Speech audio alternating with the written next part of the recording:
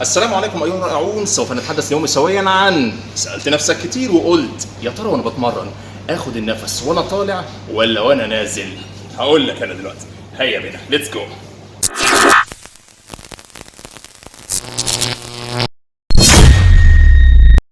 أنا داخل أتمرن على جهاز زي ده مثلا، جهاز السحب الأرضي.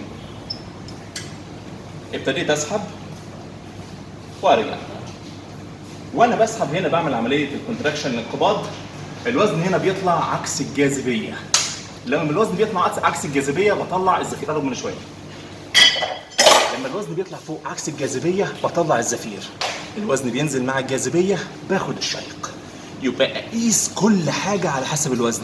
هدخل حاجة كمان، مسكت الدمبلين طلعت لفوق، هنا الوزن بقى عكس الجاذبية، طلعت الزفير. نزلت لتحت، الوزن بقى مع الجاذبية، خدت النفس، شهق، هوب، نفس، هوب، نفس. نقيسها في حاجة كمان وانا داخل اتمرن بايسبس.